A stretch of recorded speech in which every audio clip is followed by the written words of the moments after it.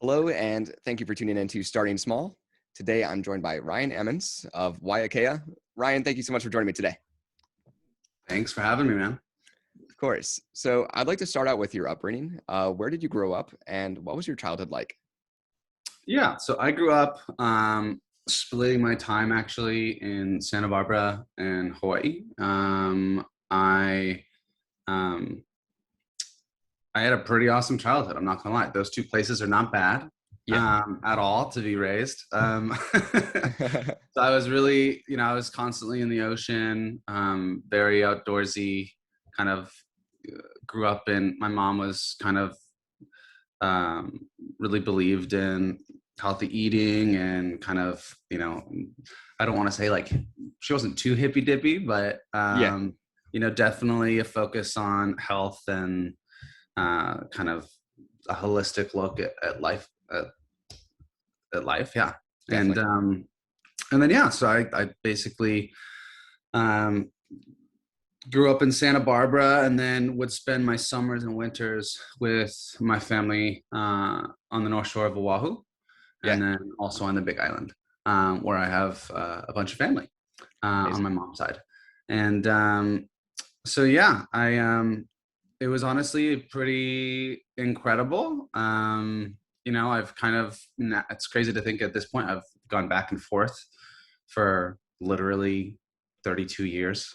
Wow. Um, so, I mean, those have just been my two places. And, was really lucky. I'm an only child, but I have a bunch of half siblings and Mhm. my Hawaiian family. I have, all my cousins are basically my siblings. Yeah, Um, and, I just honestly was very, very blessed. So mhm. constantly outdoors, had a big old family to kind of wrap me up with a lot of love. But also was able to, do some travel and see some things that kind of helped to inform my perspective For sure. on what I wanted to do later on. Obviously, when I was a kid, I mean, you're dealing with, when I grew up, I want to be a firefighter, or I wanted to be a, beach volleyball player or whatever it is. Yeah, But definitely growing up in those places, I started to mold my perspective, um, that I wanted to kind of be able to make an impact in whatever I did. certainly. So yeah, that was kind of the upbringing. Amazing. So I'm curious, as a kid growing up down there, what's like the everyday like? Were you interested in sports, say? You said beach volleyball or surfing. What was your everyday kind of hobbies as a kid? Yeah, so I grew up. I started playing soccer pretty early, and then really like in Santa Barbara and on the North Shore, there's definitely like, I'd say more in Santa Barbara, but like beach volleyball is, the Santa Barbara is the founding place for beach volleyball. Yeah. Um, and started longboarding, also surfing at a pretty early age, and those are like my two things. Mhm. That and I think that kind of carried over to even now. I'm not getting in the water as much as I'd like to, but I'm typically in the water at least once a week, and Okay. doing a lot of paddle boarding, and um, I still play beach volleyball once a week. Um, and now I'm doing like downhill mountain biking and some other stuff because Amazing. when I am in LA, I live in a place called Topanga Canyon. Okay. Um, and yeah, but so I kind of grew up as a multi-sport guy, Yeah. and had some scholarship opportunities going into college, for specifically for indoor volleyball, Mhm. and ended up passing on those, because I was able to get a scholarship to USC, and USC had at the time, top five undergrad business school, and Mm. really was the only undergrad program that had an entrepreneur program. Okay. Um, and yeah, and I also kind of like was like, maybe I'll be a walk-on, Yeah. except for the team was like ranked number one for like the 4 years that I was there. So it'd be Yeah. like very quickly that probably wasn't going to be the case. But I have plenty of friends that came out of that program and still played beach with them over the years. Certainly. Um, but yeah. Certainly. So you mentioned these other schools, you passed on these other scholarship opportunities. I'm curious, what led you to go to USC? And was there any scholarship involved in any category? Yeah, so I mean, I didn't have an athletic scholarship to USC. Yeah, I'd like to think I'm a pretty good athlete, but with my main focus was really school. I was a fairly well-rounded kid coming out of high school. yeah, And USC is just top tier. You got a lot of Olympians. definitely. I think USC, if you look at, it's actually like a top 5. If you looked at the medal count Mhm. and you looked at the top 5 countries, if USC was a country, I think we would be in the top 5 for medal count, Wow, um, like all time, which is pretty crazy. that's incredible. Yeah. But yeah, so sorry, what was the question? So What yeah, just what how led you to going there, and what was that? You said some scholarship as well. Yeah, for sure. So I was a Rath scholar. So based on kind of my academic performance, and also athletic, and I had started a small business when I was in high school, and I think I was vice president of the student body. I was pretty involved, Yeah, and so that kind of allowed me to go to USC and save some money, because it's definitely a hefty price tag, certainly. and it was incredible. I picked it because, again, that the Marshall School, the fact that I was still, able to be somewhat close to my dad, who's in Santa Barbara, Mhm. who's a little bit older, but far enough where I could do my own thing, Yeah. and I just love the school spirit. There's, again, the athletics that I talked to you about is just unreal, and Mm. it's this perfect union of a top 10 school combined with the athletics and the kind of feeling you get from a larger school, Certainly. um, and also a real melting pot. A lot of my Mm. friends were international, all over the place, not necessarily just SoCal.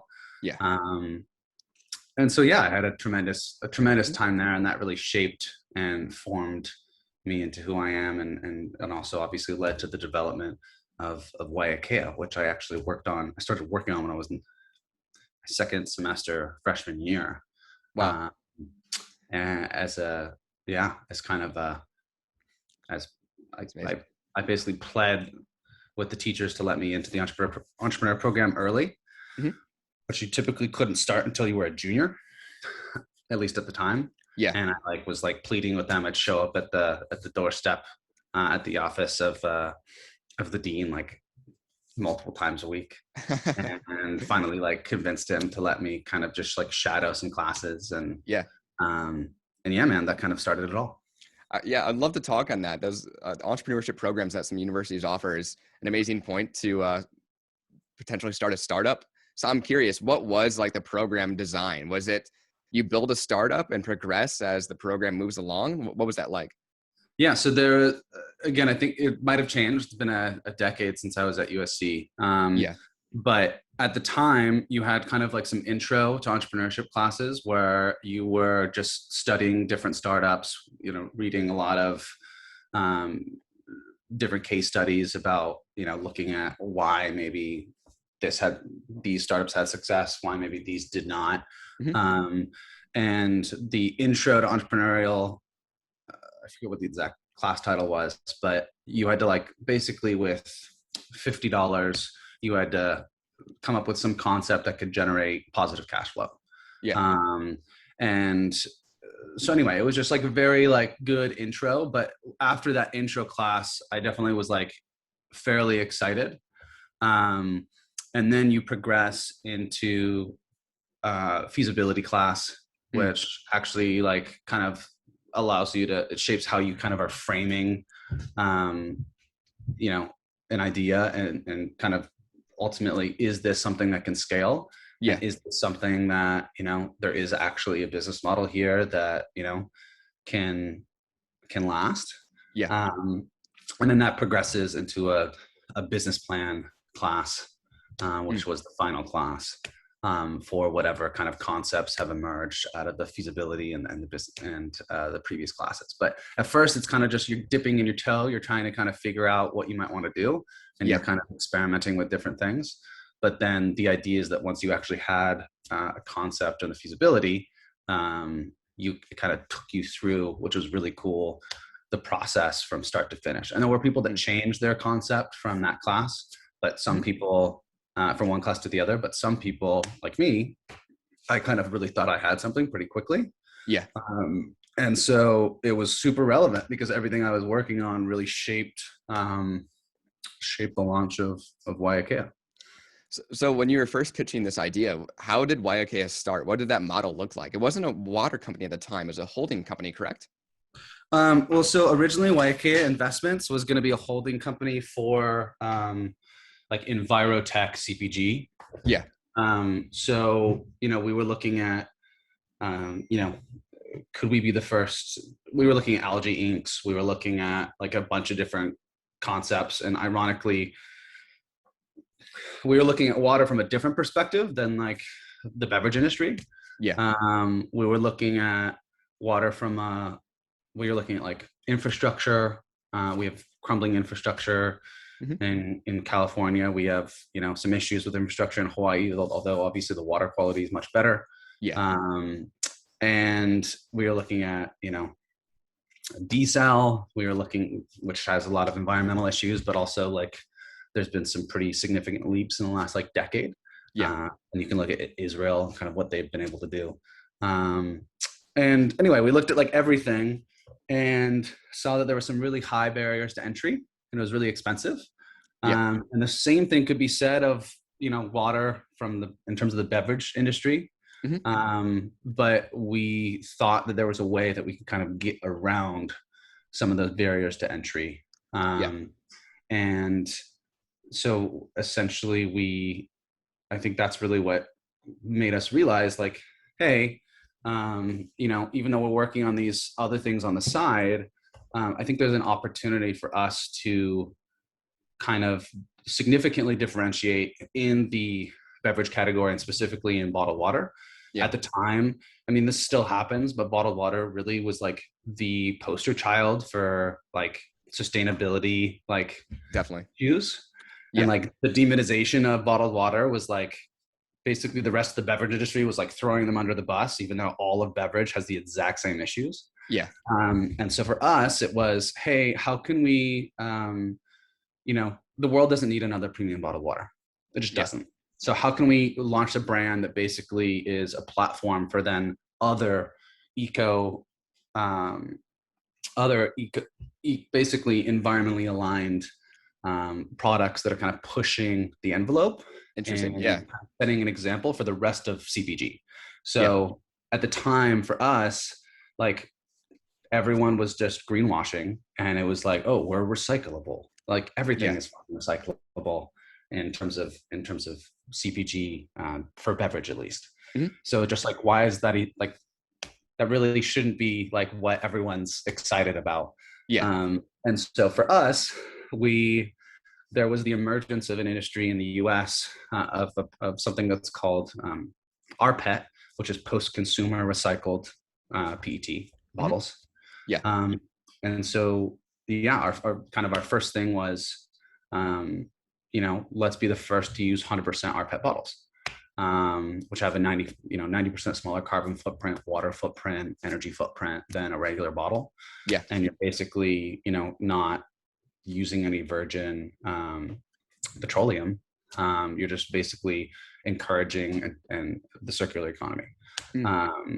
And so, that was like our first thing. And the idea was that essentially we wanted to be like, this sounds a little cliche, but better to light a candle than curse the darkness. Like bottled water and beverage CPG is not going away anytime soon. For sure. It's growing really fast. So what are the ways that we can actually make the biggest impact? Well, that's not just saying, hey, it should all be removed, because that's just it's not realistic. But if every single beverage, not just bottled water, but beverage, can elevate their standards for packaging, sourcing, logistics, that is the greatest impact I could ever make in my life. Yeah. And so that was kind of the framework of why we launched Waiakea. And then I was super involved in clean water NGOs in high school.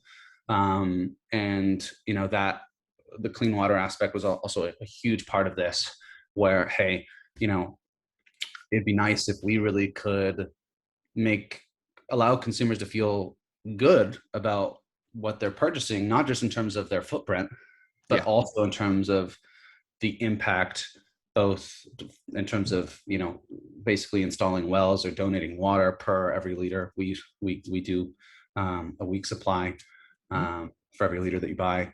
Amazing. But it was also, how do we really focus locally? Because Hilo has really had some rough times and is just an incredible place. So how can we kind of model? How can we be a model for local impact, where we're not just scaling really fast and kind of like we want to bring everyone with us. Yeah. We want to elevate and really we wanted to just kind of be a different model for what a company can be. Yeah. And that doesn't just mean focusing on, you need to be profitable. You need to focus on profit in order to create a sustainable business. Certainly. But if you can bring all your stakeholders with you, then that's kind of a game changer. And unfortunately, we have a tendency to scale businesses, only focus on top line and sell, and then your legacy is basically determined by whoever you sell to. For sure. And I didn't want that to be our legacy. So anyway, that's kind of long-winded, but that was kind of the framework for us launching Waiakea. Amazing. So financially speaking, I'm curious, you're fresh out of college. What does this look like? Like R&D, production, manufacturing?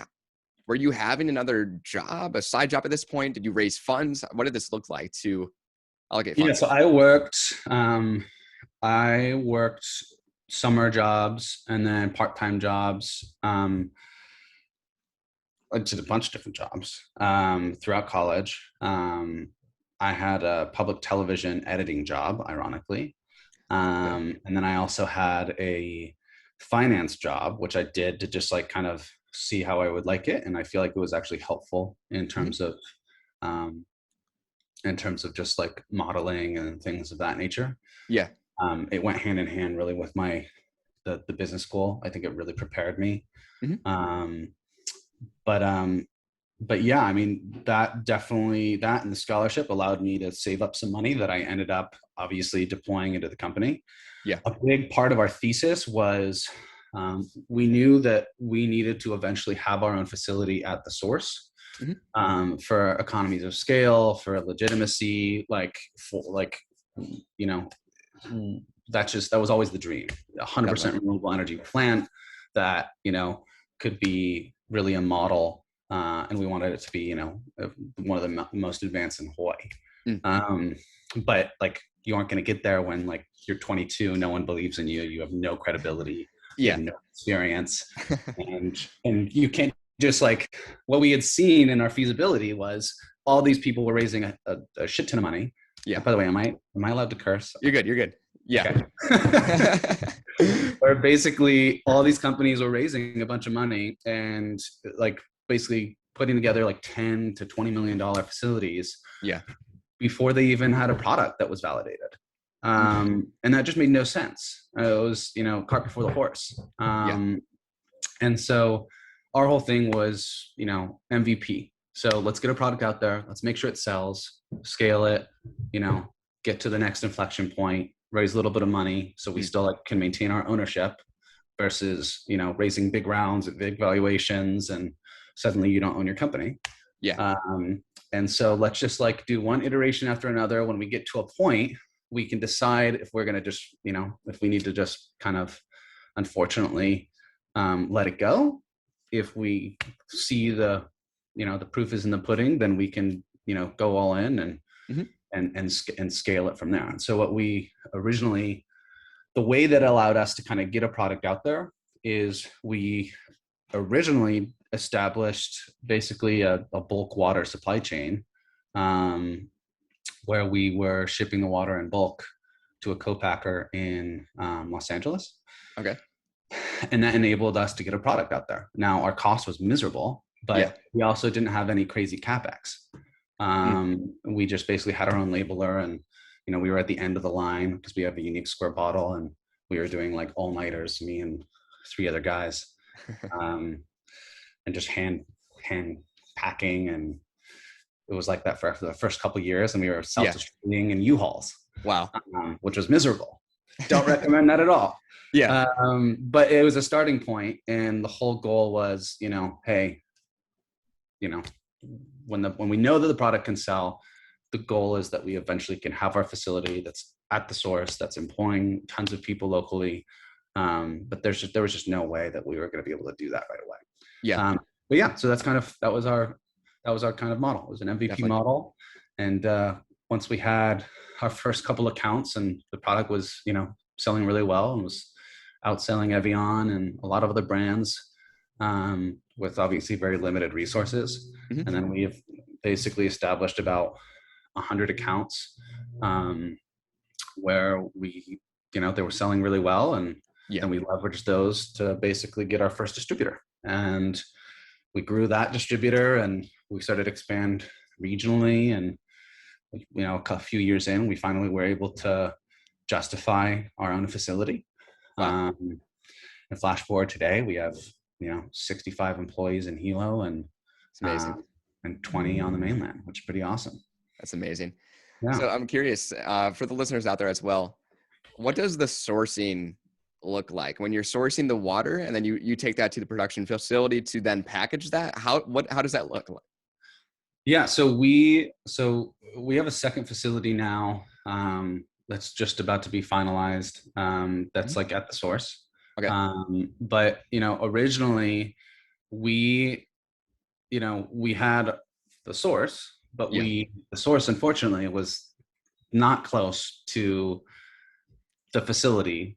So we actually we were shipping it basically in large stainless steel tanks. Okay. And that was just because, again, we were trying to make the most of what we had. Yeah. So we purchased, originally, a small, basically, like, it was a tile warehouse that was super tiny, and we completely retrofitted that thing. It was a piece of work. Yeah. And if you're ever on the Big Island, if you're ever on the windward side, come on over, because it's currently the most advanced beverage facility in the islands, which is pretty amazing. Wow. So we really turned the before and after on that thing is pretty remarkable. And now we're running, we have 3 shifts, we have robotic arms, all automated. It's pretty crazy. But yeah, started in a carpet and tile facility that was very, very small, and yeah, so now we have this other facility that's also at the source. That's amazing. So the water itself, then, if you can kind of describe, it's labeled as volcanic water, and the listeners, I'm sure, are curious.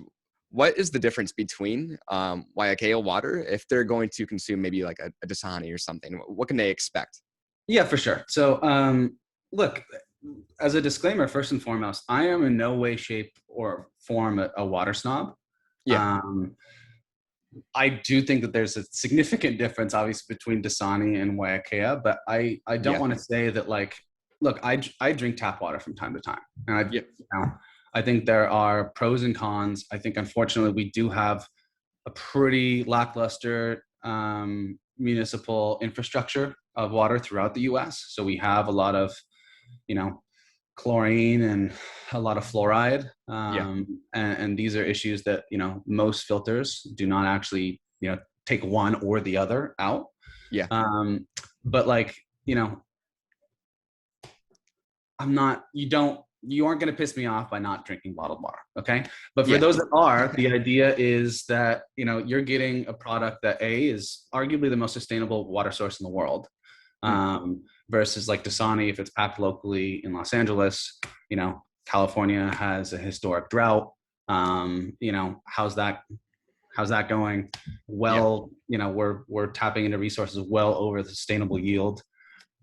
In Hawaii, the KO aquifer has a recharge rate of about 1.4 billion gallons a day. That's enough to Okay. provide all of the bottled water that's consumed globally in a year, in a month. Wow. And we bottle 0.0001% of that. Yeah. And the sustainable yield is, I believe it's like it's a little bit over 400 million gallons a day. So that's basically like without actually affecting the aquifer in any way. Yeah. That's essentially the yield point. Because and we have in our charter, there's no way that we ever can go over 0.001% of the sustainable yield. Yeah. So maintaining that as an aquifer, because it's so important to Hawaiians, is like extremely, extremely important. It's a very delicate thing. Certainly. But yeah, so I think it would start with the source itself. Mm-hmm. But the actual water is also incredible. So if you can tell the difference between waters, and most people can, we have a really smooth mouthfeel. That's what I noticed at first when I first tried it. Very smooth. For sure. So it's quite Yeah. similar to actually Fiji, and a lot of that is because of the naturally occurring silica that we have. Mm-hmm.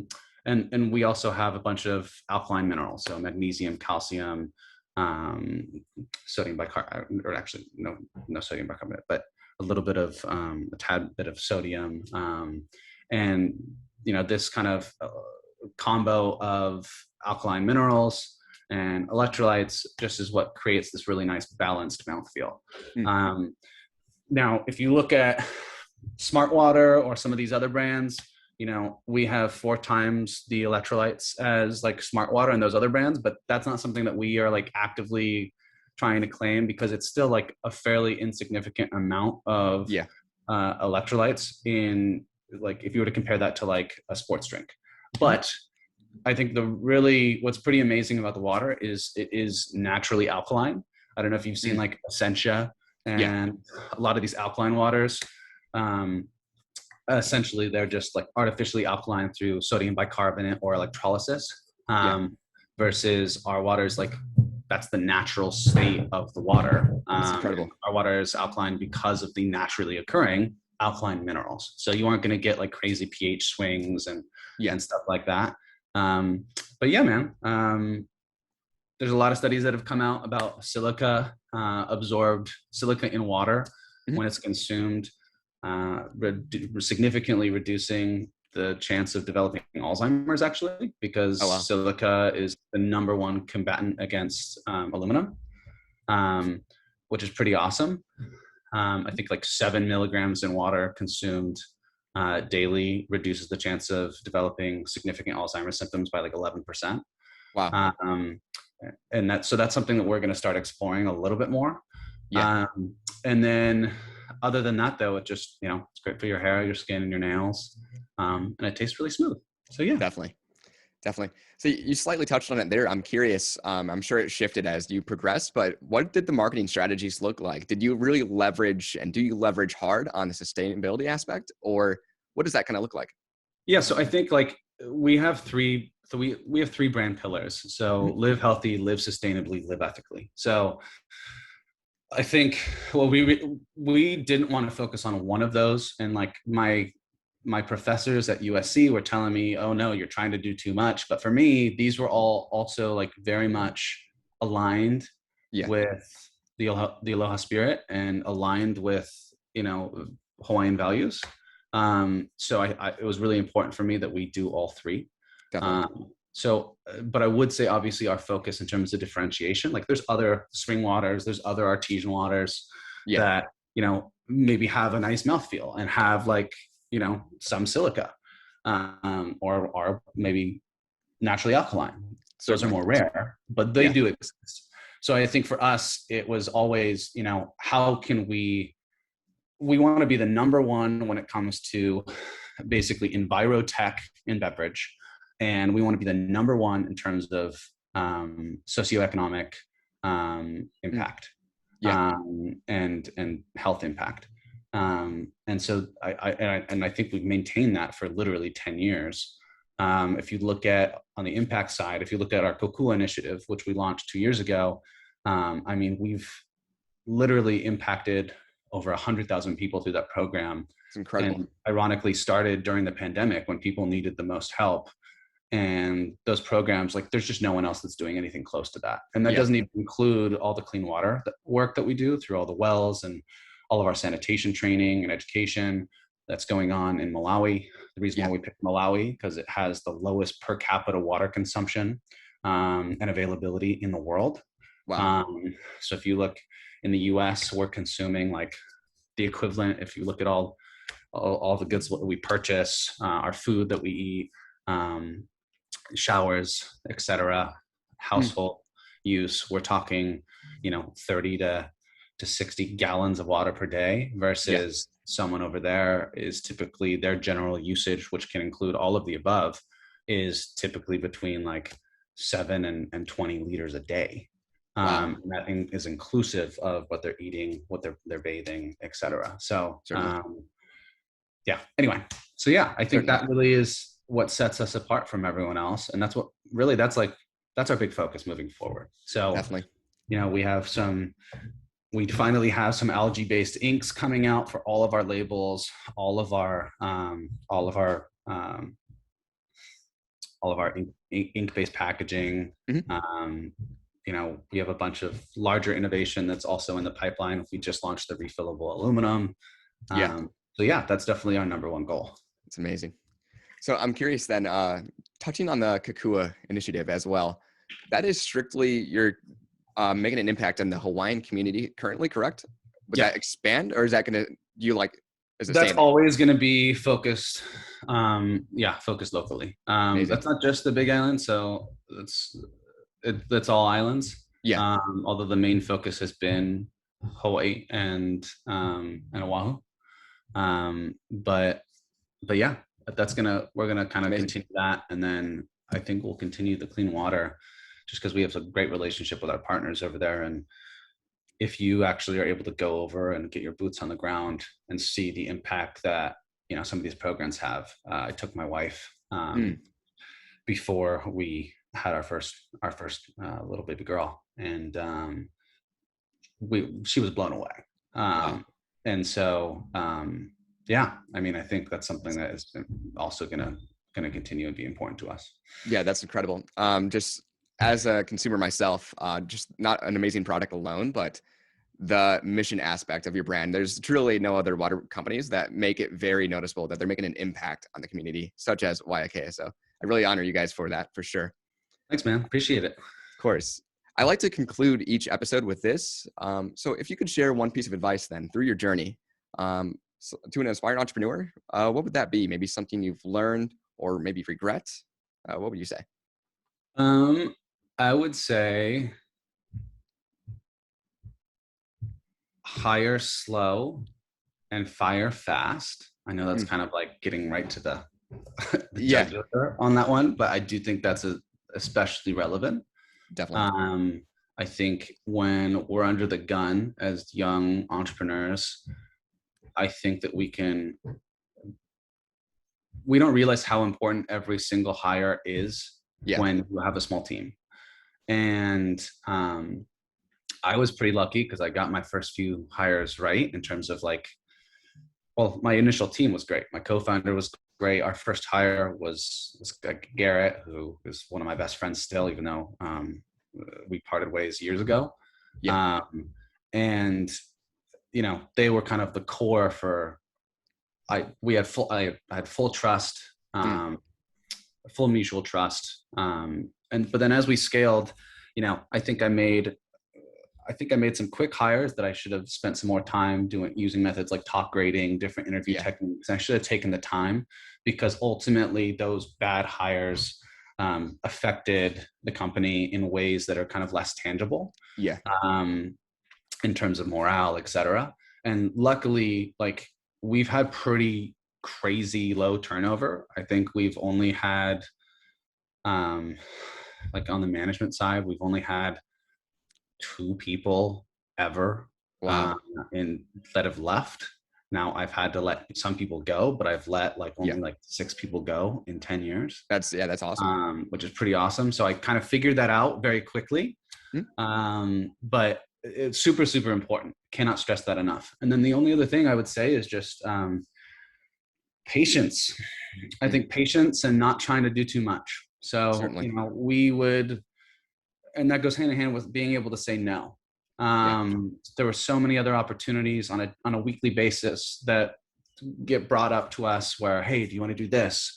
Do you want a private label for this company? Do you want to do, do you want to do a new beverage? These guys will put you in 5,000 stores. If you Mm, do a slightly modified, version of Waiakea sparkling with like some adaptogens or whatever it is. yeah. And it's staying the course if you have established a good framework in terms of your annual and your quarterly goals. Mm, And ultimately your 3 to 5 year goals, sticking to those. definitely. And obviously on a quarterly basis and an annual basis, you're reevaluating if those are still the things that are going to, drive the business forward and that are going to allow you to impact others. Certainly. But it definitely allows you to allocate more of your resources, and just the distractions are really what I think kills a lot of companies Mm, from being able to scale and being able to scale sustainably. So definitely. yeah. Well, Ryan, thank you so much for taking the time to join me. And to the listeners out there, make sure to check out Waiakea at waiakea.com. Awesome. Thanks so much, Cameron. Bye. Perfect.